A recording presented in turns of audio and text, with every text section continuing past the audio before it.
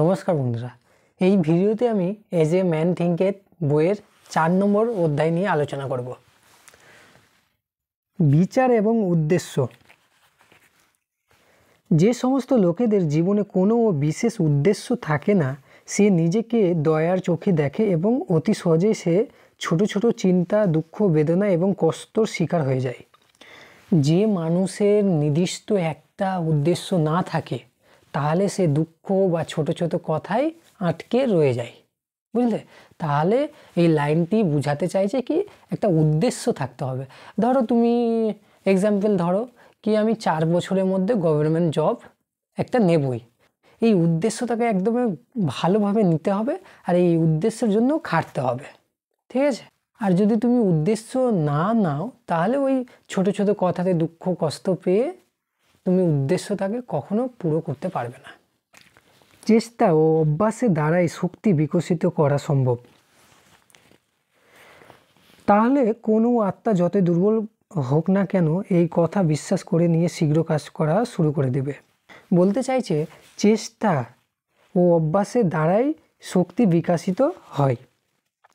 চেষ্টার পর চেষ্টা, ধৈর্যের সাথে ধৈর্য এবং শক্তির সাথে শক্তি যুক্ত হতে থাকলে আত্মা কখনোই বিকশিত হওয়া বন্ধ করে দেয় না। তার শেষ পর্যন্ত তা নিজস্ব শক্তি সঞ্চয় করে ভাস্বর হয়ে ওঠে। নিজের উদ্দেশ্য একবার নির্ধারণ করার পর কোনো মানুষের আর দান বাম দেখা উচিত না। কোনো একটি নির্দিষ্ট উদ্দেশ্য যদি ঠিক করে নাও কি আমাকে এটা অ্যাচিভ করতেই হবে, তাহলে দান বাম কোনো দিক দেখতে হবে না, শুধু উদ্দেশ্যর দিকটা দেখতে হবে।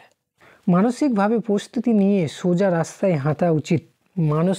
মানসিকভাবে পরিস্থিতি নিয়ে আগে উদ্দেশ্যটাকে কিভাবে পাবে সেটার পরিস্থিতি নিয়ে একদমই সোজা রাস্তায় চলতে হবে।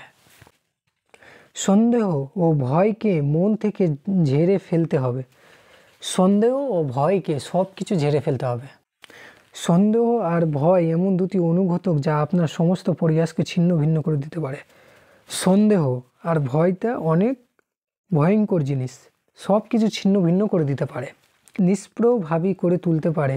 মনে সন্দেহ ও ভয় থাকলে কোনো কাজ করা সম্ভব না। বলতে চাইছি মনে যদি সন্দেহ ও ভয় থাকলে তাহলে কোনো কাজ করা সম্ভব না, এটা মাথায় রাখবে। আর তা সম্পূর্ণ হওয়া অসম্ভব, উদ্দেশ্যটা পূরণ হবেই না যদি ভয় আর সন্দেহ থাকে। তা সর্বদা অসফলতার দিকে নিয়ে যাবে। উদ্দেশ্য পূরণের জন্য ঊর্জা ও শক্তির প্রয়োজন। তবে মনে একবার সন্দেহ ও ভয় বাসা বাঁধলে সমস্ত প্রকার দৃঢ়তাই এক মুহূর্তে শেষ হয়ে যাবে। যদি একবার সন্দেহ ও ভয় বাসা বেঁধে নেই তোমার মনে, তাহলে সব কিছু শেষ হয়ে যাবে। এটাই বোঝাতে চাইছে। ভিডিওটি যদি ভালো লেগে থাকে তাহলে লাইক, সাবস্ক্রাইব আর কমেন্ট করে জানিও কেমন লাগলো।